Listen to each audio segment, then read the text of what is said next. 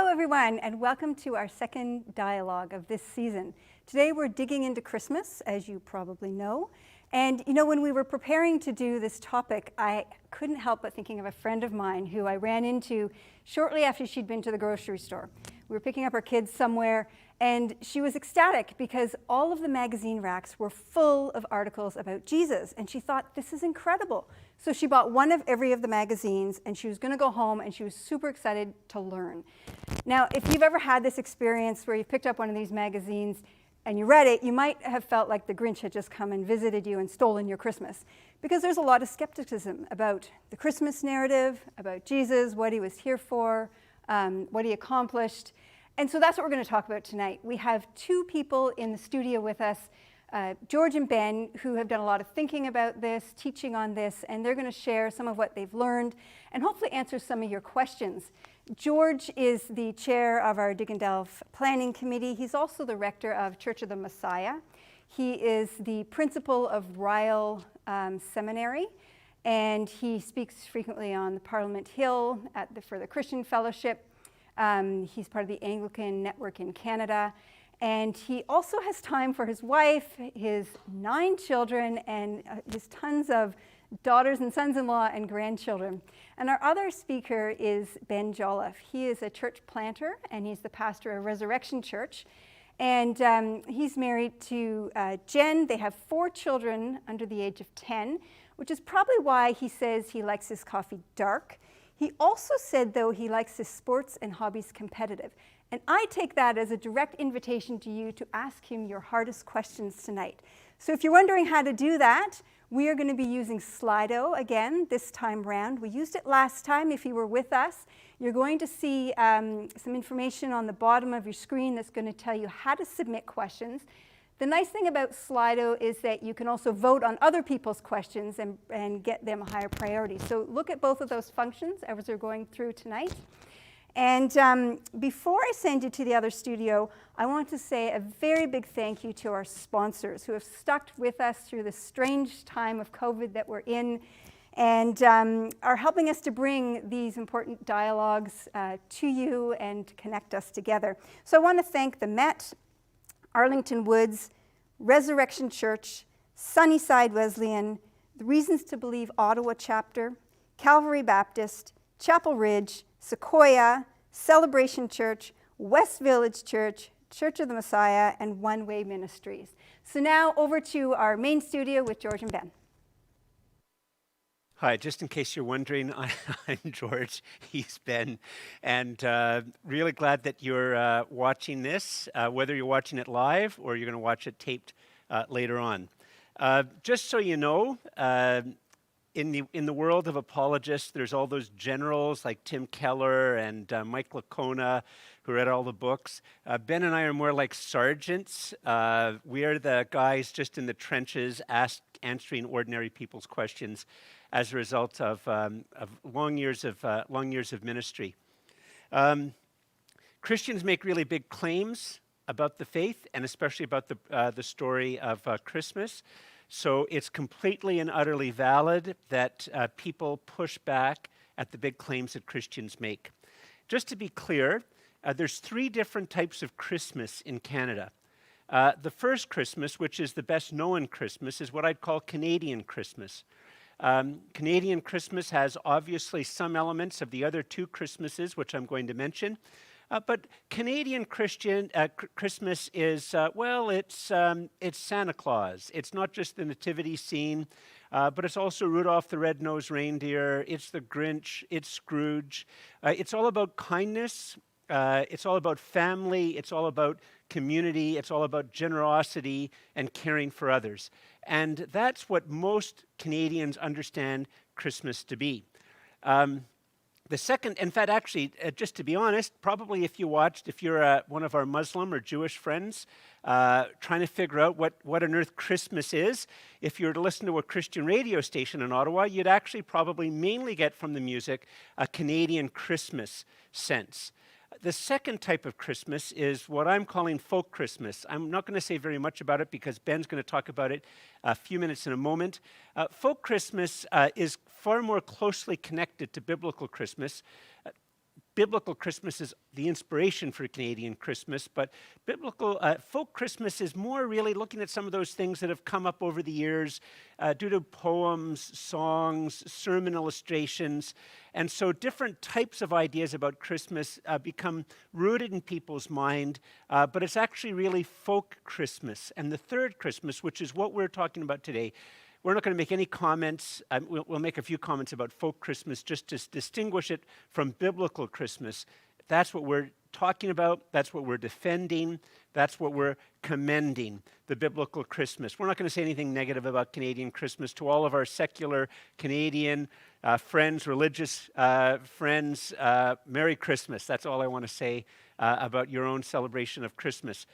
But understanding that there's three different types of Christmas also helps you to understand why it is that people push back at Christians who worship within the realm or think about biblical Christmas. Nobody really believes that Santa Claus exists. I hope there's no young kids here and I just ruined it for them. If you did, I'm sorry. The parents, you can email me, and I should have given a spoiler alert at the beginning of my talk. But, it doesn't even matter if there's a Santa Claus. It doesn't matter if there's Rudolph. It doesn't matter if there's a Grinch or Scrooge. It's all about ideas. Yet, Christians, when it comes to the biblical Christmas, seem like ornery nitpickers, as if it really matters that these particular things happen. And on top of that, if you actually listen to Christians talking about biblical Christmas, you realize that they very quickly, not only are they claiming that these things actually happen, they're making very, very, very big claims. Claims that if they were true some people would think it would throw into question whether science is even possible. It throws into question whether other religions, in fact, are valid religions or Christianity is the only way. So biblical Christmas makes really, really, really big claims, and that's why it's completely and utterly valid. The bigger the claim, the more valid it is that there are honest pushback to it. And so we're going to be looking at we're going to be looking at the biblical Christmas story, and we're going to defend some of the key ideas of it. We're really looking forward to your questions. Send us your best questions, your hardest questions, your honest questions, and we're looking forward to answering them. Ben's going to say a few things now about folk Christmas. Yeah, so I wanted to begin by just going over a couple of things about the difference between, what George called folk Christmas and what we believe the Bible actually teaches, what's actually kind of written down in the pages. And so we can call this section, 4 questions about folk Christmas, or we could call it, 4 ways I'm about to ruin Christmas for you by, ruining some of your favorite ideas about, I don't want to give anything away. So I have 4 things, and the first one is this. Was Jesus born on December 25th? This is the day that in Canada we celebrate Christmas. If you're from a Dutch background, there's some slight differences on when certain things are celebrated. But the Bible doesn't say. We don't know if Jesus was born on December 25th. There's sort of an interesting argument of, do shepherds graze sheep outside in the winter in ancient Israel? Some historians and scholars say, no, they probably don't do that. So how could Jesus have been born on December 25th? The evidence isn't airtight. It is the Middle East. It's a little warmer there. December 25th in Canada is obviously a bit of a different scenario. So why is Christmas on December 25th? It's a great question. Well, it was chosen, and actually one of the top questions that's already popping up, I'll address it partially, but we can always come back to it later. December 25th was chosen during the first few centuries because of the winter solstice. And the winter solstice in ancient Rome and some of the other cultures was extremely important. And there was all sorts of festivals that surrounded sort of, the dying of the sun or the rebirth of the sun. Saturnalia is one of the most prominent. And so Christians were sort of feeling left out because these pagan festivals celebrated pagan gods and celebrated pagan ideas. And so the Christians, one of the things is that they wanted their own celebration around this time. So December 25th kind of made sense. And also, if you kind of do a little bit of a dive into Christian theology, one of the things that we say about Jesus' birth is that he's coming into the world as a light into a dark place. If you look at John's gospel and other places, this is written about all the time. And so if you think about winter solstice, longest night of the year, least amount of light, like sort of the darkest it gets, then it makes sense that Christ appearing around this time kind of would make sense from like a symbolic sort of view. But either way, December 25th isn't in the Bible. If you want to have Christmas on a different day, it's fine. The Bible has no problem with you doing that. Okay, second question. what's the deal with the Magi? What's the deal with the wise man? A couple popular misconceptions. And the first one is that the Magi never made it to the birth of Jesus. If you read Matthew chapter 2, they arrived anywhere from 6 to 12 months after Jesus was born. So unfortunately, there was no stable scene where they're standing shoulder to shoulder with the shepherds. And so if you have that, on your coffee table or in your front yard as a blow-up doll or whatever, like that's not going to be helpful, because that's not really what happened. They arrived much later, which when we talk about the star, we'll kind of get into that a little bit. And the other thing that's really interesting is we don't know how many Magi there were. The Bible uses plural pronouns, which means there was more than one, but there may have been 2, there may have been 22. We aren't exactly sure. We know they brought the 3 gifts, but that's all. So unfortunately, the We Three Kings song, like maybe it's possible, but we don't actually know. Okay, third one, and George actually addressed this a little bit, but is Santa Claus a Christian thing? Is Santa Claus a Christian thing? And so lots of Christians get upset because they're like, well, Santa's stealing all the glory away from Jesus. It should be about him. But actually, reasonably reliable evidence says that there's a man in Christian history named St. Nicholas. In the first few centuries, he was a Christian bishop. And he went around, he had inherited a lot of money, but he went around giving it away to people who needed it. And there's some somewhat apocryphal or sort of legendary stories about women who were about to be sold into slavery and stuff. There's not a lot of great evidence for it. We know he existed. My favorite fact about the real St. Nicholas is that he reportedly got into a fight at a church meeting, which is kind of awesome. But and whether or not that happened, his skeleton actually shows evidence of a broken nose. And so whether he got into the fight at that church meeting or another, we don't know. He maybe was a fighter at some point in his life. So he's not associated with Jesus. He's just sort of a guy from Christian history who gave some gifts. And then fourth thing, what about this stable? I think it's pretty likely, we have pretty good evidence to say that Jesus was not born in a stable. The biblical account, if you read it, there are no innkeepers mentioned, unfortunately. There's no stable mentioned. The only reference we really have to sort of the setting of the birth is a manger. That's a feeding trough. Now, in our day, we keep our feeding animals, our farm animals, in barns. But in those days, animals usually lived in the house, and usually people would sleep upstairs, and the animals would live in some sort of main floor room, which would protect them from theft, and also in the winter, keep their body heat inside and stuff like that. So it's pretty likely that Jesus was born not in a stable, but in some sort of domestic livestock room, probably attached to the house of a relative. And it might have been a cave as well out back or something like that, but it was likely not a stable. There was probably no, nice wooden beams crossing above him or something like that. And again, if this wrecks your tabletop nativity sets, I apologize, but it probably didn't happen that way. So just a couple things off the top to say what the Bible actually says about nativity, about the Christmas story, is usually a lot different from what we find in folk Christmas in the popular culture.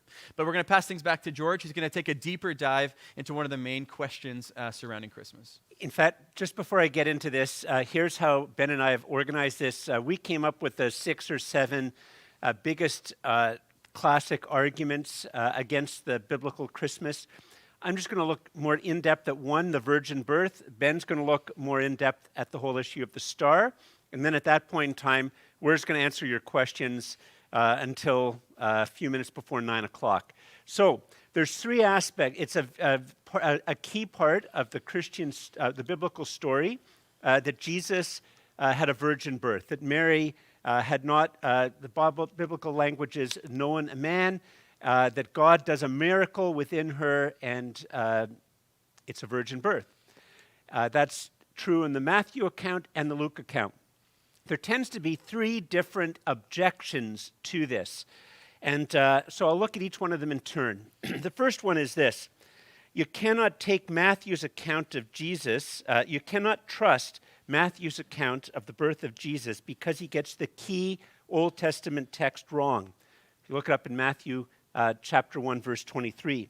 He quotes Isaiah 7:14, saying it is a prophecy that one day a virgin will give birth. There are 2 problems with this. First, in the original language, Isaiah is referring to a young maiden, not a virgin. Second, the text is really about the birth of King Hezekiah, not of Jesus. So Matthew misreads the verse and quotes the verse out of context for the sake of his preconceived notions. notions. Therefore, no one should trust his account as accurate and trustworthy. So that's the first of three types of objections to the virgin birth of Jesus. So how do Christians tend to answer this particular question? Well, very briefly, the first one is that virgin is a completely valid way for Matthew to translate what Isaiah wrote in Hebrew. We're all familiar with the fact that many words have a range of meaning or several different meanings depending on the context.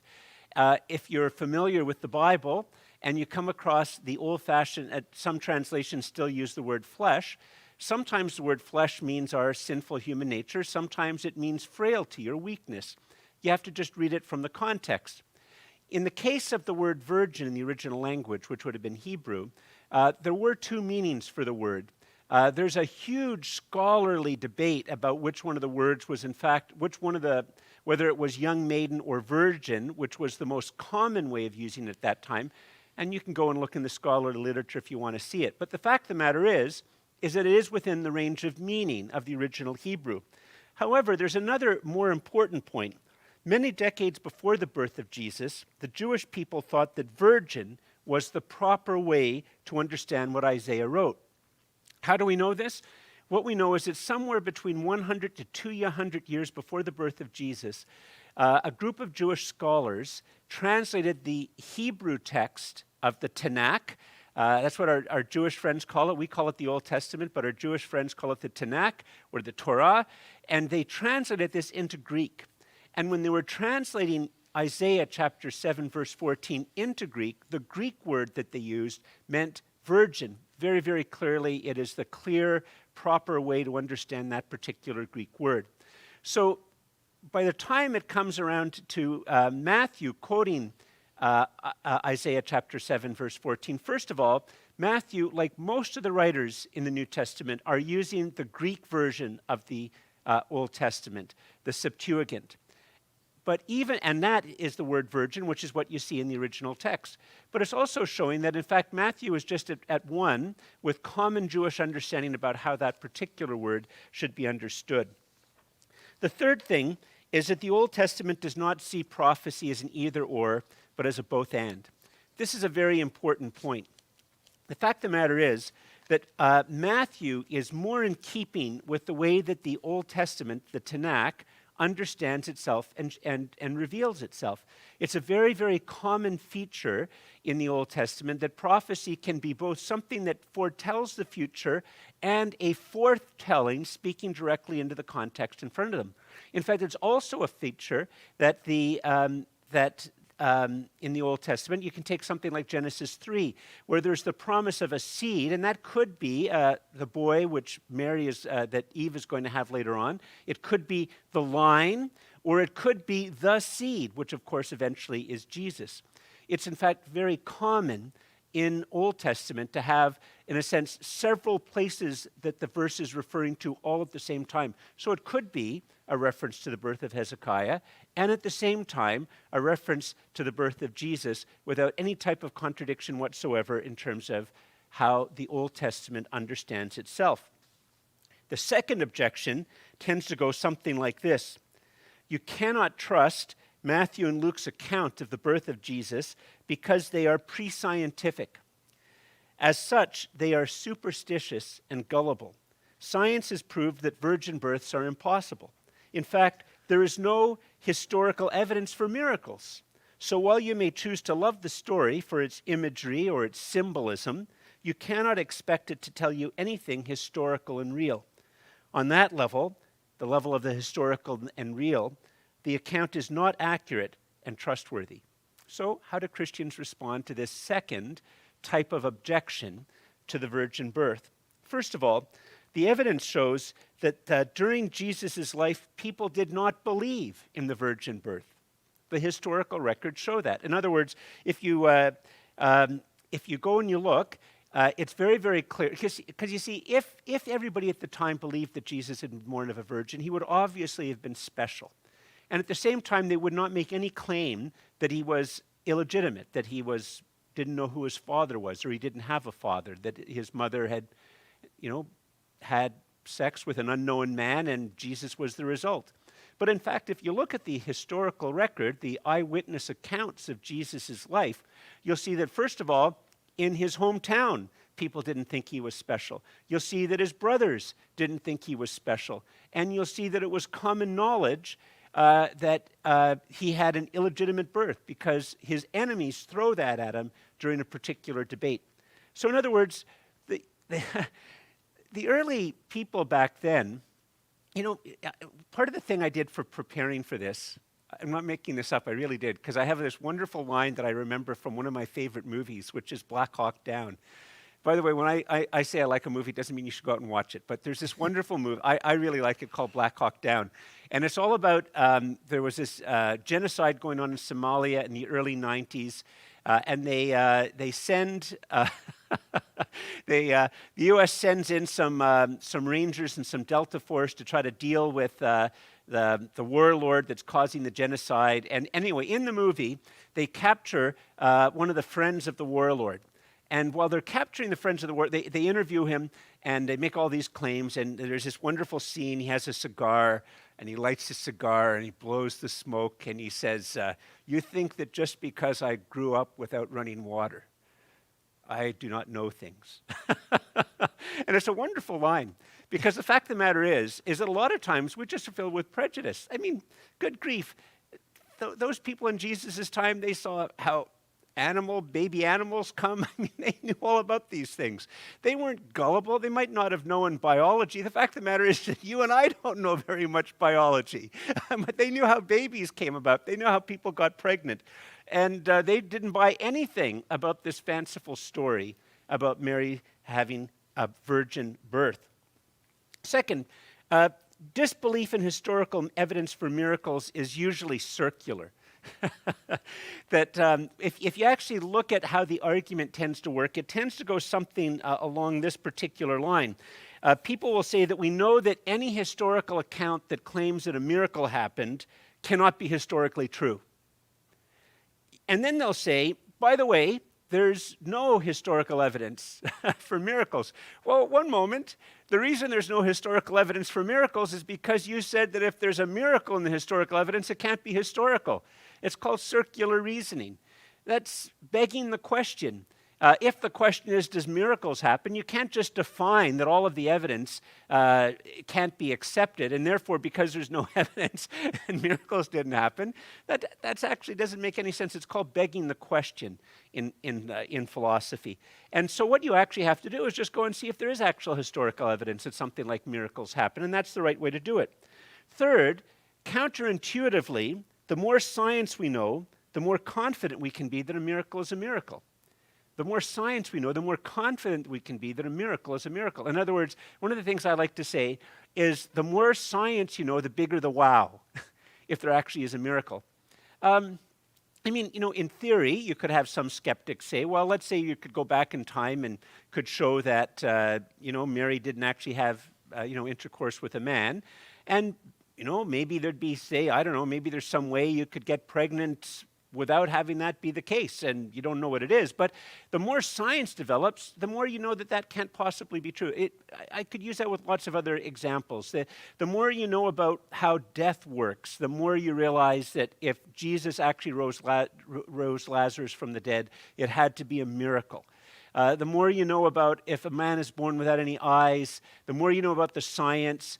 It maybe was something that they could believe that a lot, that could happen naturally, or who knows how they might have thought back then. But the more you know about science, you know that if that actually happened, it had to be a miracle. So counterintuitively, the more we know about science, that if you actually see something which is a miracle, you have a greater confidence that it's actually a miracle.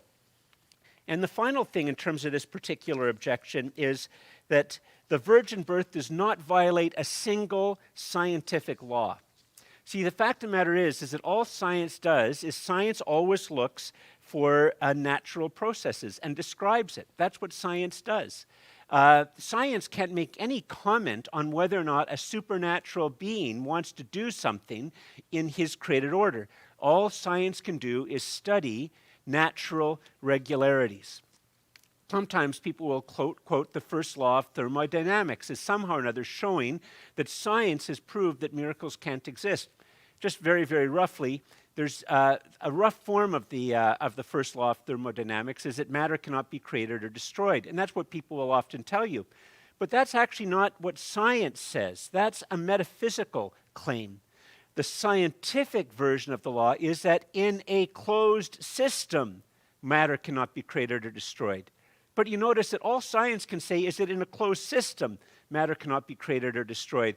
It has no way of knowing whether or not the system is closed. And that's precisely the claim that Christians make about miracles, that there is a God that does exist, who's created all things, and that he sustains all things.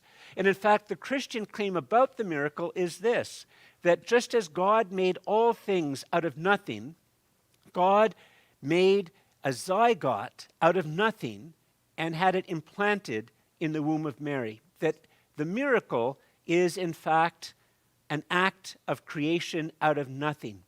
And as soon as that creation is there, the normal processes that were going on before continue to go on. In fact, they're just now changed by it. It would be as if you had, you're setting up a scientific experiment with a pool table, and you'd come up with very, very minute, perfect measurements of resistance and air pressure and temperature and altitude, and you had a perfect way of gauging how hard the pool cue would hit the first ball, and you were testing to see whether or not you could scientifically prove. You had a model that could prove how all of the balls would be hit and where they end up. And you've done it 10 times in a row, and you have like a 99.999999% time of having it completely accurate.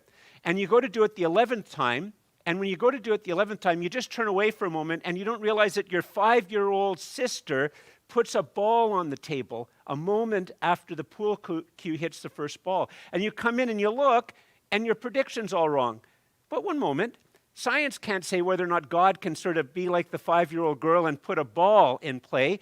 If you knew now where that ball was, your model would still, in theory, be able to predict where everything went, just as that the girl added something into the system just as God adds something. He creates out of nothing a zygote attached to the womb of Mary. The third particular objection is this. George, be honest, you are being completely and utterly misleading. Everything about this story screams crazy. How much credence, George, would you give if this was in a Buddhist text or a Muslim text or a Wiccan text? George, be honest. If you saw this in a Wiccan text, you would just say that it's crazy, crazy, crazy. You wouldn't believe it. So what you're doing, George, is you're covering up your motives, and what you're doing is special pleasing. You're special pleading, or you have a double standard. Now that is the third objection to the virgin birth story. It's a very good objection. I don't think it's true. But here's the first thing. Being a Christian doesn't mean that you're gullible or credulous. Christians don't say, I'm the type of person who believes in miracles, and I also believe in fairies, leprechauns, unicorns, and all sorts of other things that people can't see. No, that's not what a Christian is. Christians can be scientists. In fact, many of the greatest scientists in the past and even today have been very devout Christians. Christians aren't characterized by being gullible or credulous. We have reasons for believing that a particular thing is a miracle. And so it's not a bad thing that we're skeptical about other accounts. Not a bad thing at all. It's in fact a completely reasonable. We, with our skeptical friends, would share our skepticism. The real question is, am I applying a double standard here? I don't think I am. My trust in these stories in Matthew and Luke of the virgin birth, my trust in them is derived from other, more basic confidences. Earlier on I said that the evidence is that nobody during Jesus' life, probably other than Joseph and Mary, believed in the story of the virgin birth. However, something changed that made all of a sudden it become very, very, very credible. And in fact, something that the early Christians all came to believe. And that is the death upon the cross of Jesus and his resurrection. You see, here's the thing as to why it's not a matter of special pleading or double standards to look at these stories, while I would look at with profound skepticism, because my skeptical friends are right. I would be very skeptical about a Buddhist, a Muslim, or a Wiccan story on this particular case. But the reason I'm not skeptical about these is because, first of all, there are very, very good reasons. It's beyond the talk of this. There's very, very good reasons to believe that the Gospels were written by eyewitnesses while there were many eyewitnesses alive, and that we have good reasons to believe that we can read what was originally written. Second, from these historical things, we can see that Jesus really did predict that he was going to die by crucifixion, something he couldn't orchestrate by himself, that he was going to die by crucifixion, that he was going to be buried, and on the third day he would rise from the dead. And that, in fact, that was the evidence, that the disciples saw evidence that the grave, that he really did die upon the cross, that the grave was empty, and that he appeared to them.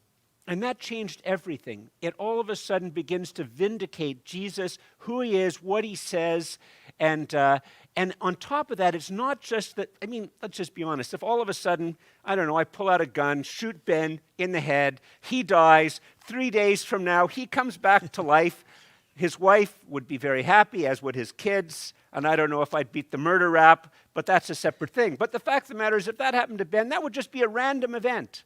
Right? Like, just came out of nowhere. Good grief. Ben came back to life. That's pretty weird. But in the case of Jesus, it's a very, very different story. Not only, as I mentioned, the prophecies and everything like that, but these Jesus' own prophecies, but Jesus' life, birth, life, death, and resurrection come in the context of a very compelling overall narrative that explains much about human existence and much about human experience. It comes in the context of books that have been written that have been formative to the development of science, formative to the development of human rights, formative to the development of culture and literature and beautiful pieces of art. It comes within the context of writings which even to this day are recognized as having profound psychological truth. It comes within the context of this, that Jesus dies upon the cross and rises from the dead. And when he rises from the dead, all those people who said, gosh, this is a crazy story about the virgin birth, they got, you know what? That's probably true. And they put it down. So it's not special pleading. It's not having a double standard. It makes sense because of prior, more basic commitments. Ben. Good. Thanks, George. That was great. If you have follow-up questions for him on the virgin birth, if there are aspects that he didn't cover, feel free to pop those in the Slido thing, and people can vote them up if you want to hear more or have specific follow-ups for him. I want to spend a little bit of time talking about the Christmas star, the Star of Bethlehem, the one that you see on Christmas cards or even in some nativity setups. Maybe you think of the presumably 3 wise men as a star hanging above or over a stable or something like that. I know I've already kind of debunked those things, at least in slightly. But I think a lot of the pictures in our mind that we have of the star fail to capture what the Bible says about it. And so I want to start with the biblical data of what the Bible says the star actually did, how it actually behaved, what it actually looked like, and then we'll kind of get into our options for what we want to do with that. So first, maybe pop quiz, if you want to think of this at home or wherever you're watching this from. Which gospel writer records the star? Was it Matthew, Mark, Luke, or John, or more than one of the above? Well, the Star of Bethlehem is actually only recorded by Matthew. Mark doesn't mention anything about the birth of Jesus. Luke doesn't talk about the star or the wise men at all. And John only really gives the meaning of Jesus' birth, not any of the details. Matthew gives us 8 verses about what the star is, what it does, and what it means. And if you want to look this up for yourself, you're welcome to do that, of course. It's in Matthew chapter 2. But I'll give you 9 things the star is, does, or means. And the first thing in Matthew 2, verse 2, is it signifies birth. So when the wise men come to King Herod in Jerusalem, they say, we're looking for the one who's been born. So somehow in the celestial event, there came the meaning of birth. Secondly, still in verse 2, they say we're looking for the man who's been born king. And so the star did not just symbolize birth, it also symbolized kingship in some way. Third, still in verse 2, they wanted not just one who's a generic king or a king of China or Canada or something like that. They were looking for the one who's been born king of the Jews. So somehow this astronomical, this celestial event was about a birth of a king of the Jews. The fourth thing they say is it rose in the east, or they saw it when it rose. There's a bit of ambiguity in how you can translate those words. As George has mentioned, some of the Greek, it depends on the context, and so it could either mean in the east or when it rose. What that means, though, either way you translate it, is that something new was happening, or they're seeing a combination of celestial events that was unusual for that time. The fifth thing was King Herod was not aware of it. He's troubled by the news. This is in verse 3, when they come and tell him, hey, we're looking for the one who's been born king of the Jews. He's like agitated by that. And all of Jerusalem actually says is agitated. So clearly they had not noticed the star, or they had not known what the star meant. Then the sixth thing is in verse 7, Herod asks him, when did it appear? So obviously there's a timeline to it where it was not in the sky for them to sort of wander outside and go look at, but it had appeared and then was maybe gone by the time the wise men actually got to Jerusalem. The seventh thing, though, is that it endured over time, because in verse 9 of Matthew chapter 2, the star is back. As the Magi are journeying towards Bethlehem, it's back. And also, this is the eighth thing, is that Bethlehem is south of Jerusalem. So as the star, it says, is going before them, it means it's now in the southern sky. So it's not necessarily in the east. It's now in the southern sky because it's going before them on their way to Bethlehem. And the ninth thing, Matthew records that it stops over Bethlehem. And the Greek there means it literally came to rest. It stood still over where the child was. Now, just one quick comment before we talk about, well, what are our options? What can we believe about this? The first thing is, because of these wise men, it says these magi came from the east, following the initial appearance of the star. They went to Jerusalem and then went on to Bethlehem. This means that they were not there the night Jesus was born. This is what I was saying at the beginning. They never met the shepherds. And likely they never met baby Jesus. They didn't meet sort of, the really tiny babies, when they're freshly born. They likely met, toddler Jesus or 1-year-old or 6-month-old or 18-month-old Jesus. That's just sort of an FYI, and I'll get to a little bit about why that is in just a moment here. But I have 3 options. So this is the star. This is what Matthew says it is. What are your options now? Well, the first thing you can do with this is you can believe this is pious fiction, which is to say, it didn't really happen. The gospel writers, they put this in to add some legitimacy to Jesus' birth. Perhaps if Jesus' birth were sort of written in the stars, perhaps if there were some special kingly wise men who came to visit him, that would make his birth a bigger deal for all of us, hundreds, thousands of years later who are reading about this. And defenders of this view, which include any number of prominent skeptics, will say, well, where's the astronomical evidence? How do you explain what the star is and doing? And also, if it's such a big deal, why is only Matthew mentioning it? What about the other gospel writers? What's going on? I hope I've represented this position fairly if you hold this. As I said, any number of prominent skeptics are sort of on this page. I saw a recent article in the Smithsonian. There's sort of popular level magazines that are onto this track. Let me suggest there's 2 problems for you if you want to believe this. And the first problem is Matthew's gospel. Because if you read it, it's clear that Matthew thinks he's writing history. The whole first chapter is a genealogy. And if you want to ask questions about that genealogy, we can deal with that later. Be happy to. But Matthew's not trying to write sort of an epic poem or a myth or trying to make up a backstory for some superhero he's created. He's trying to talk about a real person. And he actually traces the line of Jesus, if you look at the line of Joseph, all the way back to Abraham. And he's kind of tipping his hand that he is going to be writing the story of Jesus sort of reliving the history of the Jewish people, which is, again, a longer story and maybe more fit for a church than this setting. But the point is, if you want to take Matthew's gospel seriously, then you have to take the star seriously. You can't throw out the star and say, well, I like the parts about the loving your neighbor and the Sermon on the Mount and all of that stuff, but the star craziness, let's just throw that out. Matthew's gospel all hangs together, and it's clear he thinks he's writing history. So that's your first problem. The second problem you have is the so-called massacre of the innocents. And actually, it's great because someone has been asking about this. I think it's got bumped down. I think it's the third most popular question right now. So what's going on with that? So after the wise, how this has happened, if you don't know what I'm talking about, after the wise men visit Jerusalem, they go into Bethlehem, they visit the child Jesus there, and then they go back to their home country by another route. Herod eventually figures out they are not coming back, and he sort of does the math on how old the baby king could possibly be, maybe adds a few months just to be safe. And then in Matthew 2, verses 16 through 18, it says, he sends his soldiers to kill all the male children who were living in Bethlehem under the age of 2.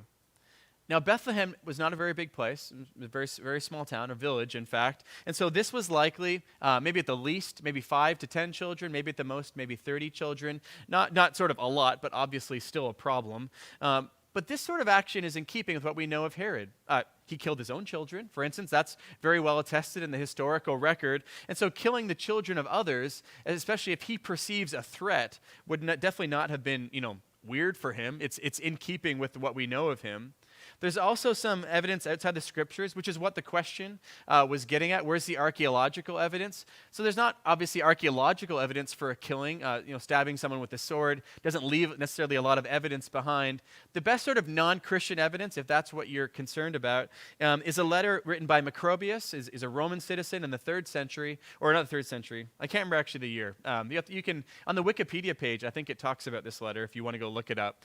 But he has this famous line in this letter he wrote, reflecting on the massacre of the innocents, and he said, well, it's better to be a pig in Herod's house than one of his children, because it was just simply not safe to be a threat to Herod because he was likely to kill you. And he references this massacre of the innocents in that letter.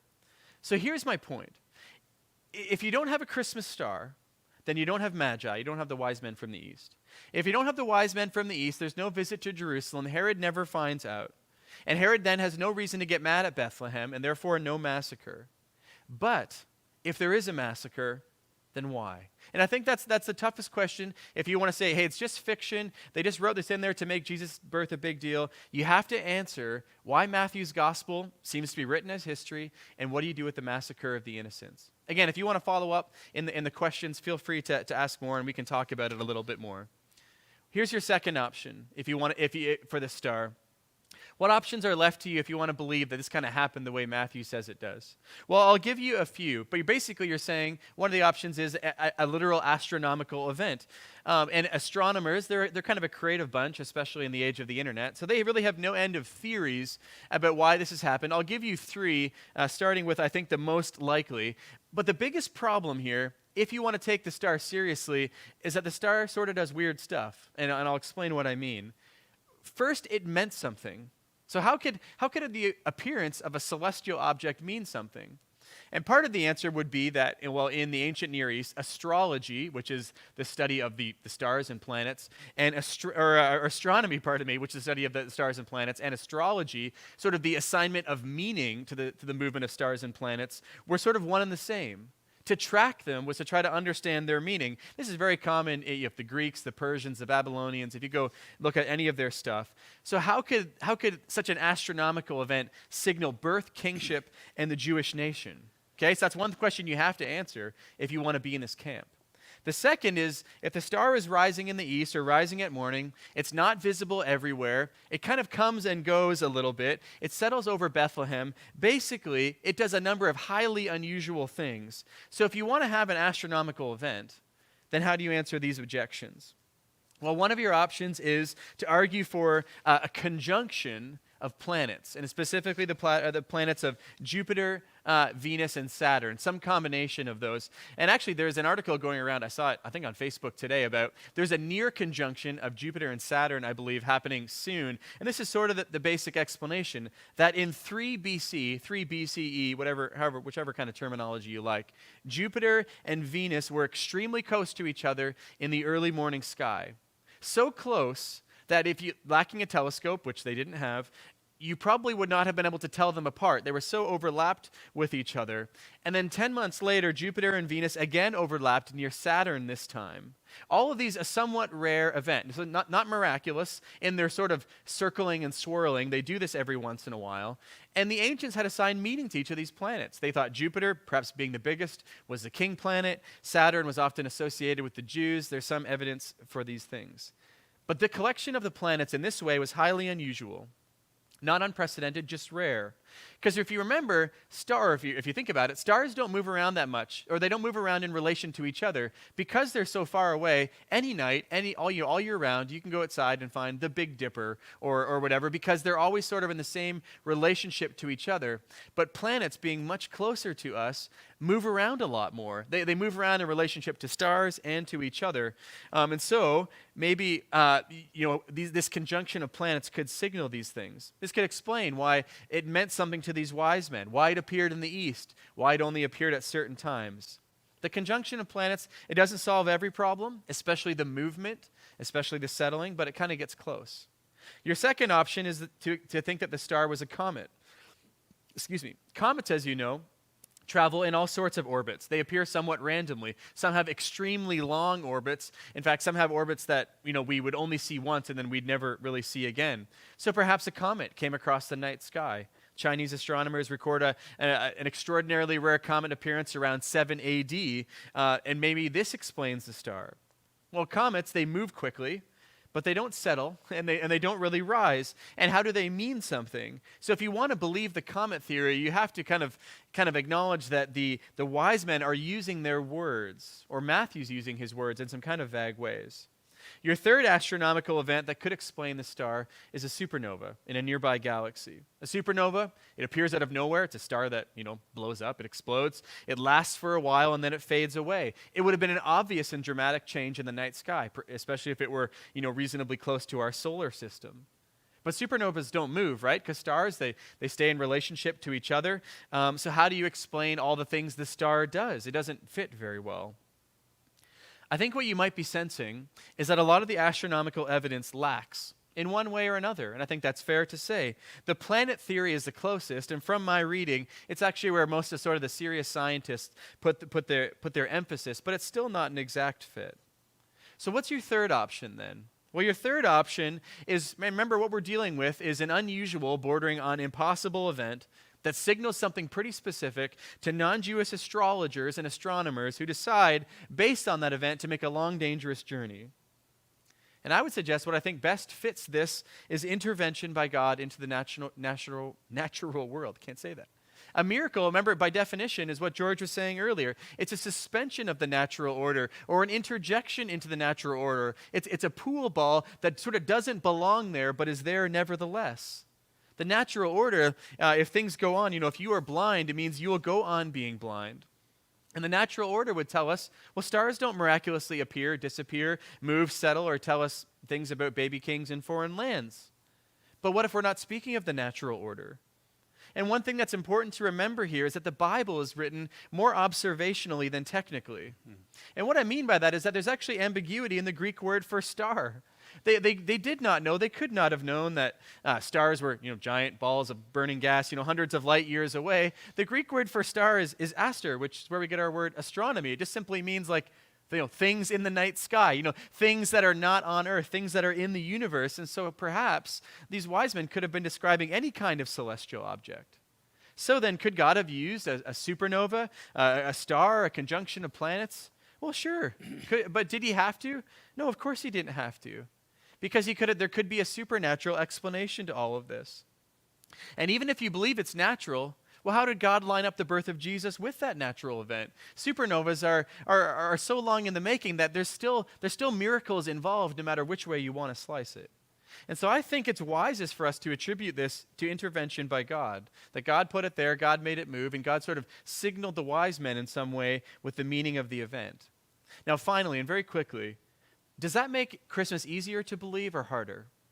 If you think the star was put there by God, is it easier or harder to believe? I think it might be harder.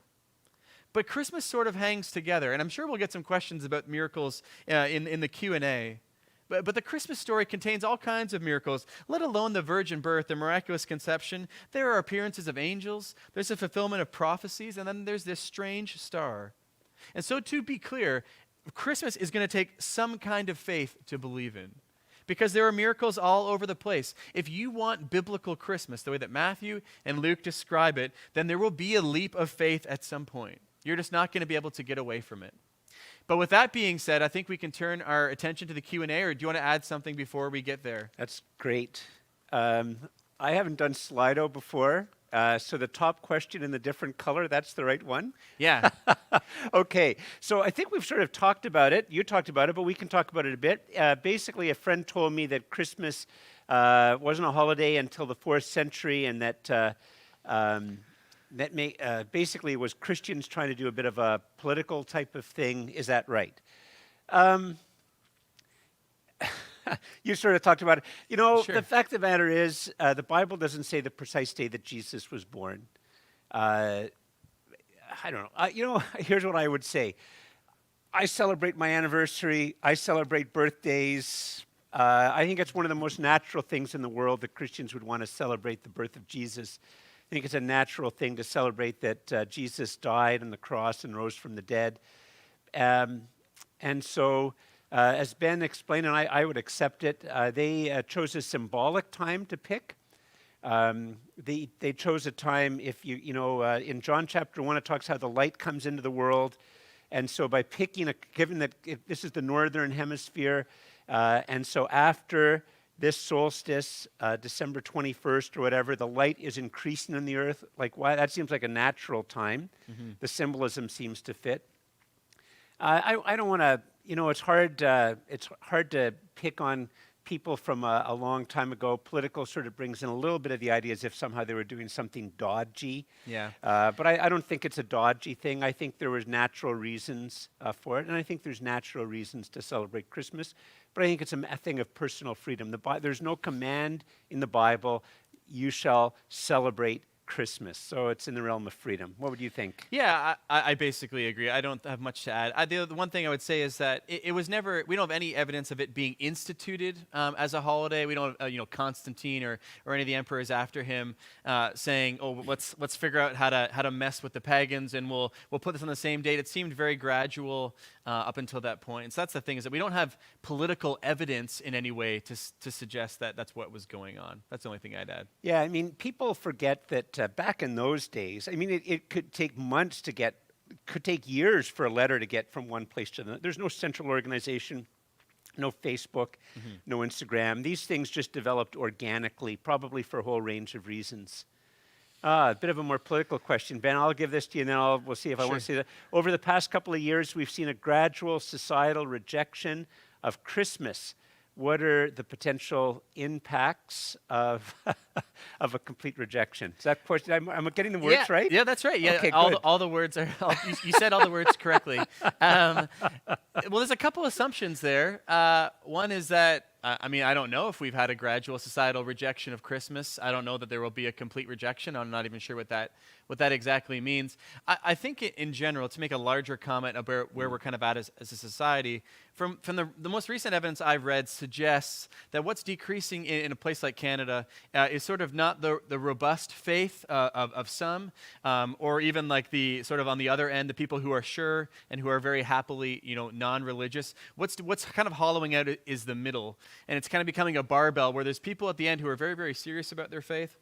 And there's people at the end who have nothing and do not want anything to do with Christianity. And a lot of the people who used to have a little bit to do with Christianity or attended church at Christmas and Easter or sort of went for a baptism now and then or whatever, that's the part that's really hollowing out in our society. And so perhaps there's been a gradual rejection of that.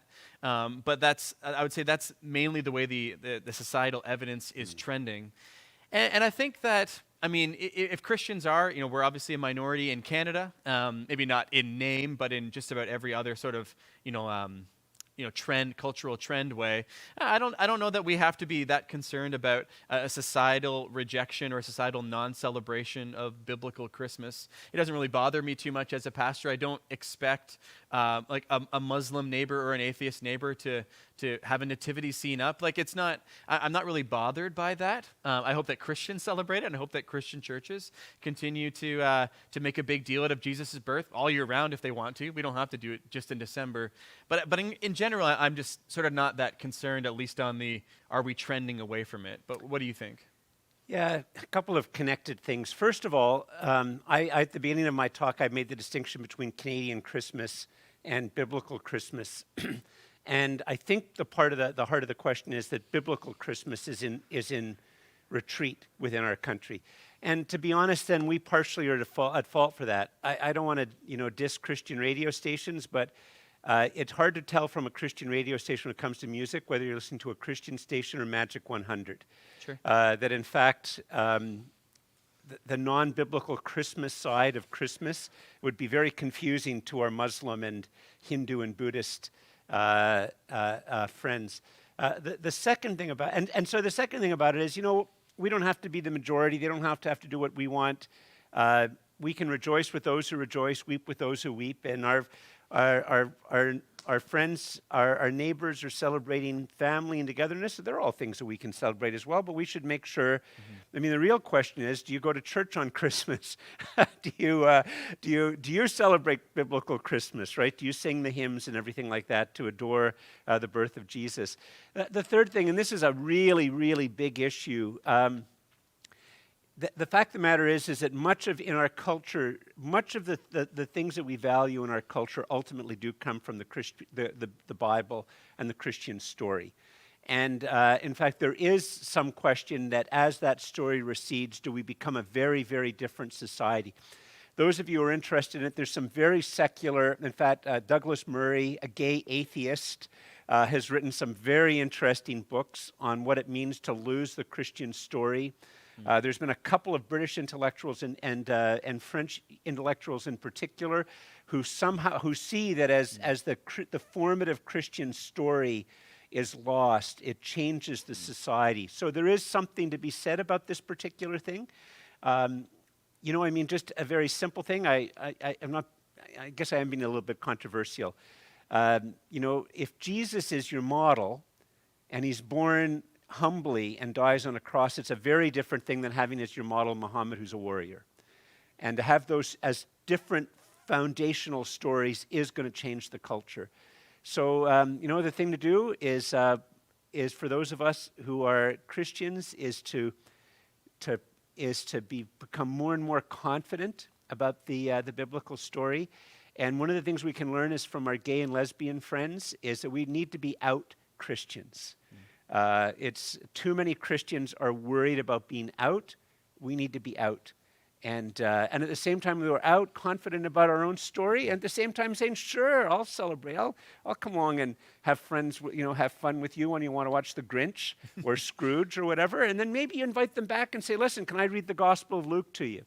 So there you go. What can I add one more comment? You go ahead. I think that maybe underneath that question is maybe a fear of where society is headed, and I think that this may be an appropriate time to remind all of us that, like, the first word to the angels, to the shepherds, was not to be afraid. I don't think as Christians we need to sort of worry so much about macro trends or be afraid of the future, what's going to happen. Like, God has that surely in hand as surely as he did, for thousands of years. And so I think I would remind you, if I'm reading something that isn't there, just forget I said that. But if there is fear there, I think we can be reminded that part of the Christmas message is do not be afraid. It's good news of great joy. So, why is there no archaeological evidence for the slaughter of the baby boys in Bethlehem? Do you want to handle that? Or I have something to say. Yeah, go ahead and say. I feel like I said my piece about, like, I gave the best piece of sort of non-Christian evidence. And I think that archaeological evidence, I'm not sure what you'd want from a slaughter, extra graves that year or something. I'm not sure exactly what this person is looking for. But if you have something to add, I think you should go ahead.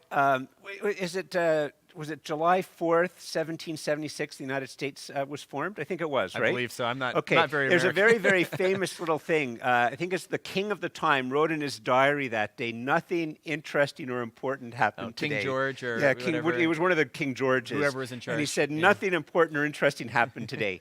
The fact of the matter is, Bethlehem is that's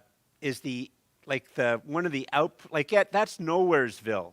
I thought you were going to pick a town near Ottawa and make fun of it for a second. No. I sometimes when I'm preaching and I talk about Nazareth or like that, I compare it to Brudenell. And Brudenell is between nowhere and nowhere. It's just really a sign and a church. And, to think that there's going to be archaeological evidence for something like that, it's pretty unlikely. It would be unlikely that you could even figure out if these 5 particular kids were of another time. The other thing we have to remember, and by the way, every death's a tragedy, infant mortality was so huge. Sky high, yeah. Sky high. Yep. That it would be very, very, very hard. There would be, in theory, if you could find the graves, there'd be lots of graves of kids at a young age. It would be hard to actually prove it or disprove it. So. Yeah, that's good. I don't have anything more to say about that. This is for you perfectly, because Sure. you're preaching in 1 Corinthians. Yeah, Why don't that's you right. read it and then answer it? It says, do you think it's necessary for Christians to celebrate Christmas? What about those who do not celebrate Christmas? Some very vocally. What do you think? I don't know any non-Christmas vocal people. So, but yeah, let me give you, actually I have two thoughts, one on both sides. So one is that, our church has been preaching through the letter to the Corinthians, 1 Corinthians, and Paul makes a big deal out of Christian freedom.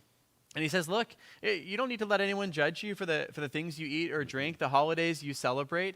And so sort of like, remember, you're free. And so if you're a Christian person who wrote this, you should feel absolutely free not to celebrate Christmas.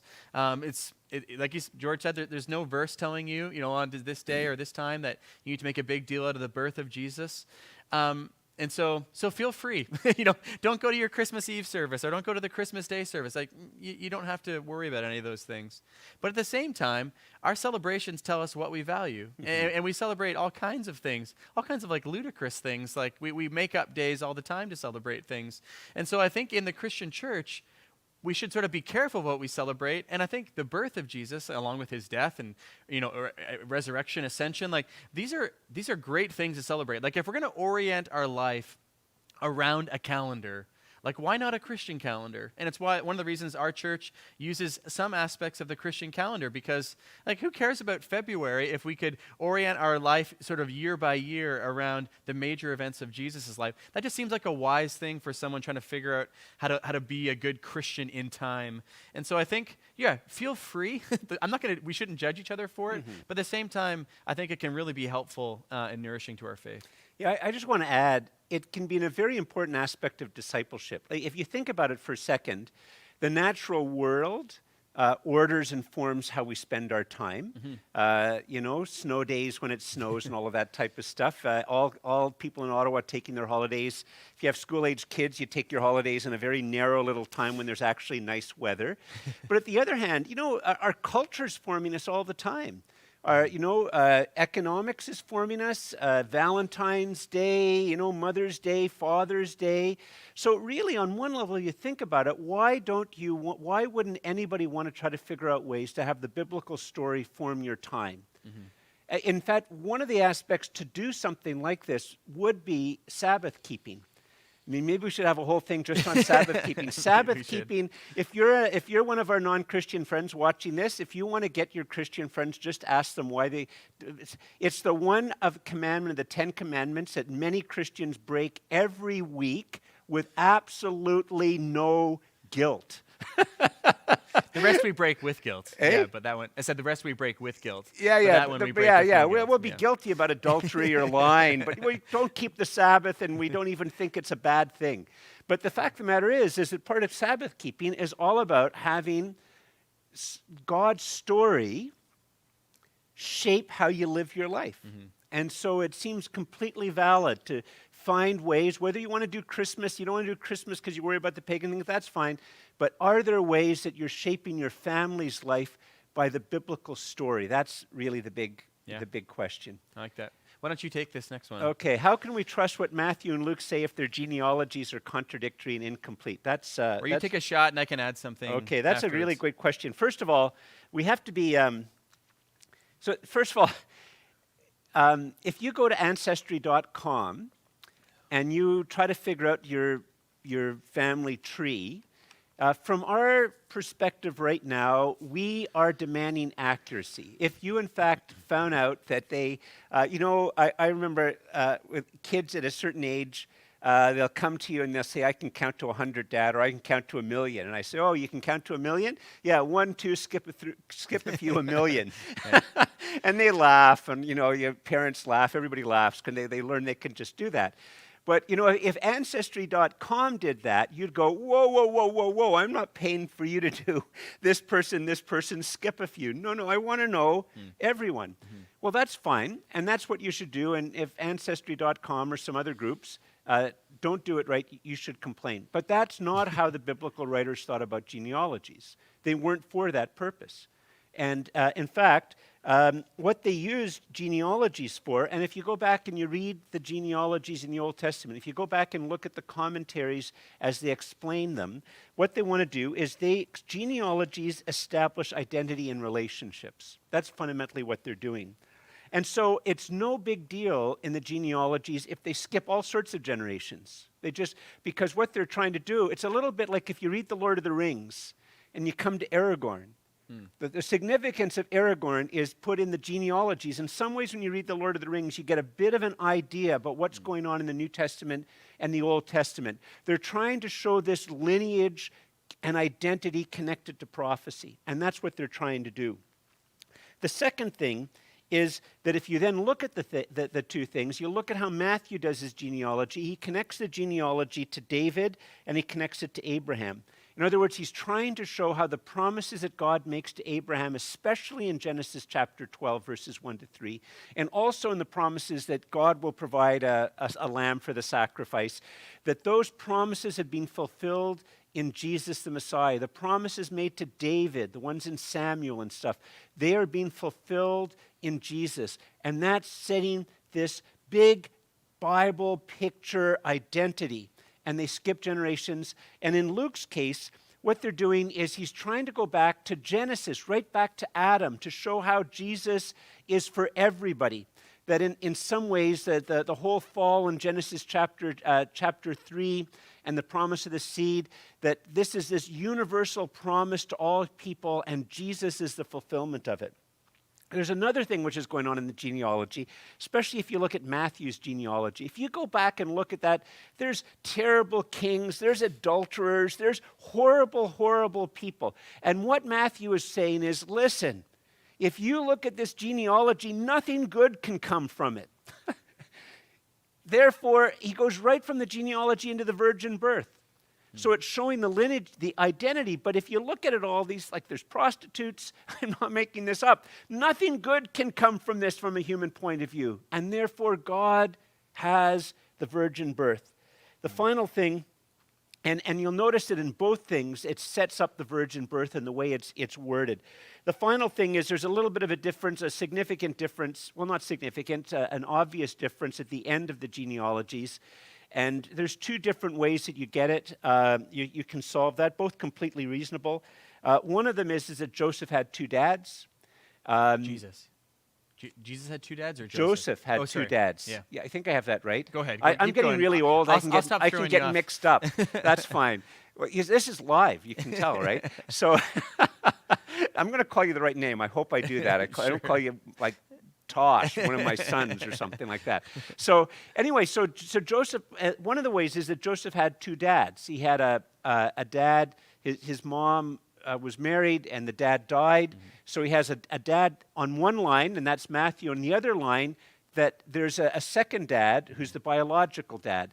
And then you get both lines in two different directions. Another way to understand it, which also fits within it, the evidence, it's a completely valid way, is to say that Mary had no brother. And so because within Jewish laws there were real limits as to whether Mary could inherit, so the way around it was that Mary's dad, Heli, I think it is, adopts Joseph, so to speak, so that inheritance can keep going. Mm-hmm. But the point is to show that from this messianic line on both sides, Jesus is the long-promised Messiah. Great David's greater son, as one of the hymns puts it. Yeah. Ben. I mean, just they have different theological points, and so the question disappeared, so I'm trying to remember exactly what it said, but just that Matthew and Luke have different theological points, which is why they're tracing the line back, to different people. If you think of, if I'm writing a letter, to my aunt, like I write it differently than if I'm writing it to a friend, and so they have different purposes behind their gospels. They're writing to different audiences, hence why they trace it back to different people. But the next question actually is related to, why does the genealogy list Joseph's line if Jesus isn't related to Joseph? Well, he is related. He's his dad. Right. I mean, he's not biologically the son of Joseph. Right. Joseph is his dad. That's why Joseph's mentioned. Yeah, like the ancient people would have considered it the same. Like he's part of Joseph's family, Joseph's line, even if biologically not not connected. Not even the ancient day, even today. Yes. An adopted child Has all the rights has and all the rights Yep. of the other children. So that's why Joseph would be mentioned. What evidence do we have that the Romans conducted the kind of census that forced Joseph to go to Bethlehem? Two particular. You gonna say something? No, not really. Actually, no. You go ahead. For me, or for George? You need a handheld microphone. You wore out your microphone, I suppose. I'm used to wearing out my watch. When mine dies, then we're officially done. We have to get down at that point. So what evidence do we have that Romans conducted the kind of census that forced Joseph to go to Bethlehem? I'm not entirely sure if I can give a really quick answer to that. It's a very, very narrow type of a question.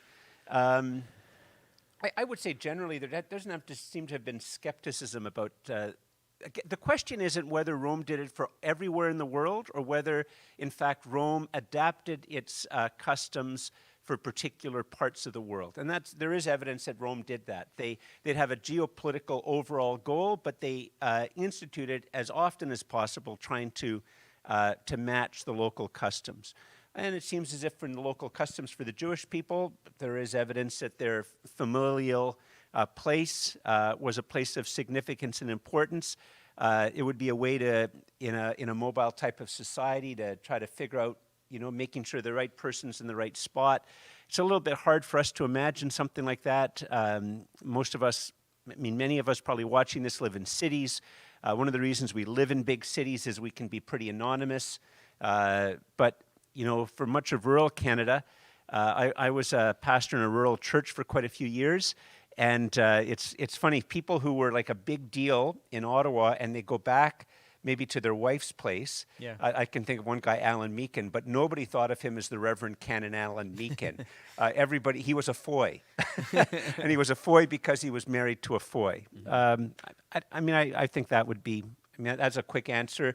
If you're curious, you can do a follow-up email with me and I can do more research about that particular narrow question. Yeah, my understanding is that Israel at that point was a semi-autonomous region where Herod had a lot of freedom to do as he wanted. It's not necessarily how the Romans ruled Gaul or how they ruled whatever. And so it's really hard to kind of track down what they let Herod do and what they didn't let him do. So the evidence is, like you said, just kind of tricky to come by. Yeah, the other aspect of it is you have to be careful about the argument from silence. Right. And the main thing about the argument, so a lot of times what people will say is if you can't find evidence for the biblical claim in a non-biblical source, then you have to be doubtful about it. But the fact of the matter is, what we don't know is massive about that time. And so it doesn't necessarily mean anything if there's no particular record of something like this.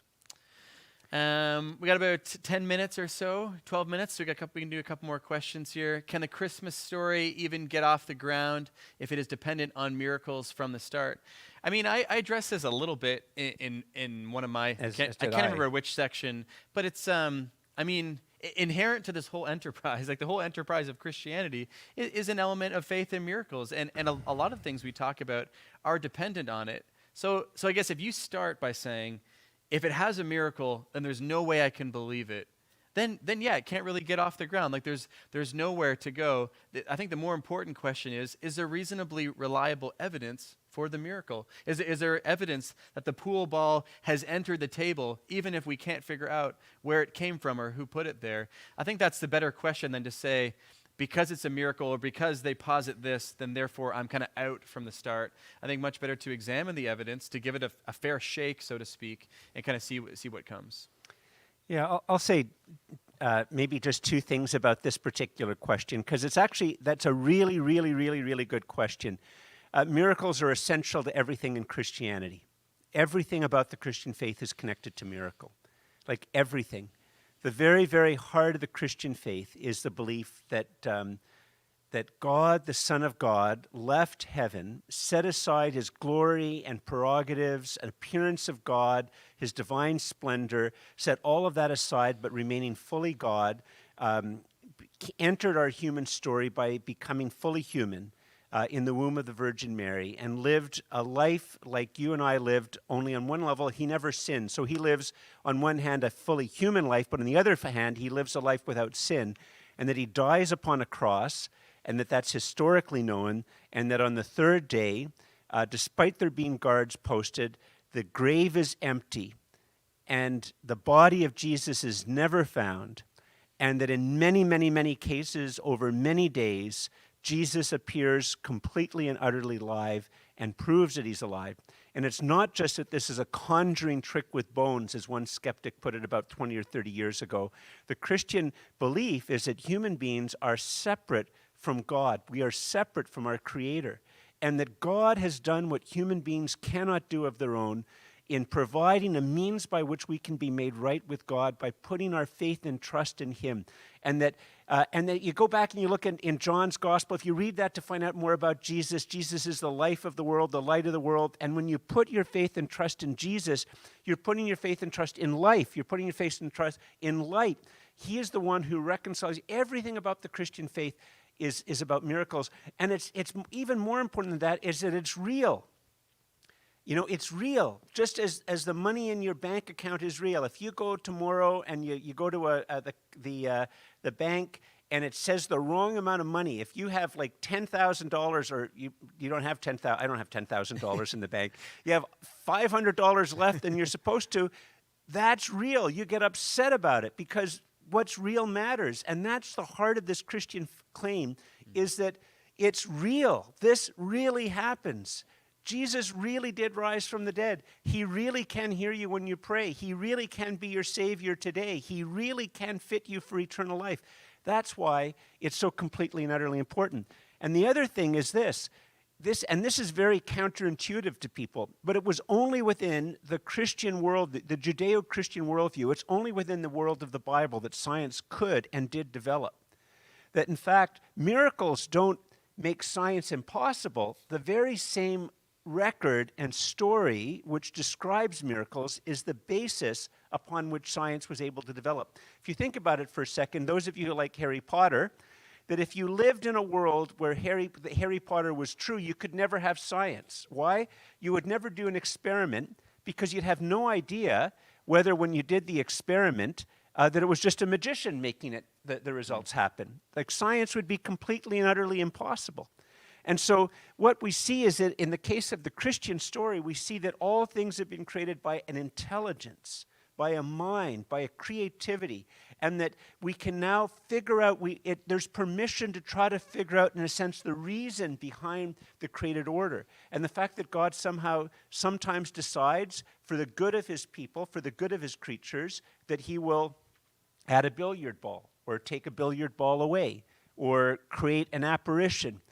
That's, in fact, all within it only makes sense in the context of an ordered universe. Mm-hmm. So that's why real Christians defend the miraculous. Mm-hmm. Sorry. That's right. I felt like I was preaching there. We have like 7 more minutes or something, 8 more minutes before we wrap it up. Luke got the dates wrong. He has Herod the Great alive when Quirinius was governor. Doesn't this show the book is not trustworthy? And I think I was going to handle that question if it came up. So that's a good question. And here'd be my quick answer to it. First of all, as Ben was talking about a little bit earlier, the date of the birth of Jesus, we don't know actually what I should say is this. When we look at BC and AD and all of that type of stuff, that language of BC and AD was first begun to be talked about during the time of Charlemagne, around the 8th century. And it was really only in the 15th century that it became far more embedded within society. And so we shouldn't be at all bothered by the fact that the birth of Jesus did not occur at the intersection of 1 BC and 1 AD. The person who was trying to figure that out at the time just made a mistake. The second thing is that, and Matt was talking about this earlier. I mean, Ben. Yeah, there you did it. I See, did it do happened. it. But I don't have a son named Matt. 5 minutes. 5 minutes to go, and he finally snuck it in. I'm wilting. That if you read the Gospel of Luke and you read the book of Acts, if it is unbelievably clear that he claims to be writing history. Unbelievably clear that he claims to be writing history, and that it was historically true. The next thing is that, and so basically the way to work all of this out is very simple, that it just means that Jesus was probably born around the year 5 BC. It would be actually one of the reasons why some of your astrological things are probably not the right answer to the question, because if you solve it, you solve Matthew by looking at... You create other problems. You create other problems. Yeah, that's right. In fact, your third option would be the way to solve the problem in quotation marks about the star. Yeah. Jesus was probably born around the year 5 BC. What about Cornelius? Well, here once again we have the whole argument from silence. The fact of the matter is, it's not as if we have historical records for every single governor of Syria. We're not clear. We don't have some biography that says everywhere Cornelius was throughout his entire career. In fact, there's silence in the record around 5 BC as to who the governor of Syria was or where Cornelius was. And so it's completely and utterly possible that he was there. There's some linguistic reasons as well to go along with the word, what first means, for instance. And what was the other word? There's some linguistic arguments that you can use that also. Yeah, governor and first gets it on. I should mention that the New Testament does, or maybe it's the book of Acts. Yeah, the book of Acts is aware of the fact that Cornelius was governor in the year 6 or 7 BC, and he did do a census in that year, because in the book of Acts, Luke is obviously aware of that. So Luke is aware of the 6 or 7 year, but he also records that Herod the Great was alive, so he just knows of another time when Cornelius was active in the region, probably in the year 5 BC. So it's completely trustworthy. Yeah. No, I don't have anything to add. It's there's a lot of like sort of little finicky details that there's lots of information about, and I mean people much smarter than myself have written like plausible ways to understand what's going on in some of those little details about who was governor when and what was the exact date. And The main thing is nothing in Luke's account contradicts. Yeah. History. There's big silences, and just because there's silence doesn't mean Luke is wrong. In fact, if you go back to the Dig and Delve YouTube channel and look at, I think it's Chris Evans, or I can't remember who it was. Anyway, one of the things, there's a really fascinating presentation on how Israeli archaeologists use the New Testament to make archaeological discoveries in Israel because of the accuracy of the New Testament. And if you go for a tour and a good tour guide, they'll keep showing, well, this is where the New Testament says this, and so Jewish archaeologists use the New Testament to make archaeological discoveries because it's so trustworthy. This might be our almost last question. Well, do you want to do a closing? Do you have anything closing statement to say, or should we? We kind of talked about. Do we need to celebrate? Yeah, why don't we do a closing statement or two? Because we have like 3 more minutes before we have to hand it off to. You want me to the go final first? thing? Why don't you go first? Because I. Yeah, right. You go first. I think in closing, I would just encourage people to examine the evidence. I think this is what the whole purpose of Dig and Delve is not to accept things at face value, but to doubt the Christian story, to ask questions of it, but also at the same time is to doubt your doubts, is to not accept the traditional story, whether that's the folk Christmas, Canadian Christmas, whatever it was, or if you're part of a different religious upbringing, to doubt that as well. This is the point, is that we go through life, we examine it, we look at the evidence, we read carefully, we think carefully, and we're open to what may be true. And so that's what I would encourage you towards, is not to blindly accept anything, but to do your best work and see where the evidence leads you. Yeah, I'd once again, I would encourage you to do. But one of the things I would encourage you is to read the 4 Gospels: Matthew, Mark, Luke, and John. Read the historic eyewitness accounts of Jesus. Read the New Testament. But here's the thing which is so significant. This isn't just an argument. This isn't about Ben or me being anal and trying to make sure we win our particular talking points. Both for Ben and myself, this is actually a question that determines the shape of your life today and the shape of your life to come. It is a question of eternal importance. That the fundamental claim of Christmas is that Jesus is Emmanuel, God with us. And one of the things which is just so many things about the story of Jesus and what the message of Jesus is so unbelievably important. you know, we're not just a result of blind chance, as naturalistic evolution tells us, with no purpose, no meaning to our lives. We're not sort of some type of cosmic accident, as many of our friends, many of the stories that come out of the East would basically tell us, and that at some point in time, after we've gone through all of the different illusions or whatever it is, the conquering of desire, that we merge with the one or merge with the nothing and lose our identity. The Christian story is that you are important, that you matter to God, that you are made in his image, and that God desperately longs for the day that you would return to him, and that he knows you can't do it in and of by yourself, and so God does for you what you cannot do for yourself. He provides the means by which you can be made right with him. And he does it in the person of Jesus. And Jesus comes, he's lowly, he's humble, he's not a warrior, he's not a caravan robber. He comes to die. And he dies on the cross so that you can be made right with God. So this story is not just us trying to earn debating points. We urge you to consider Jesus. And I can tell you this, we all know that the end of the story changes the whole story.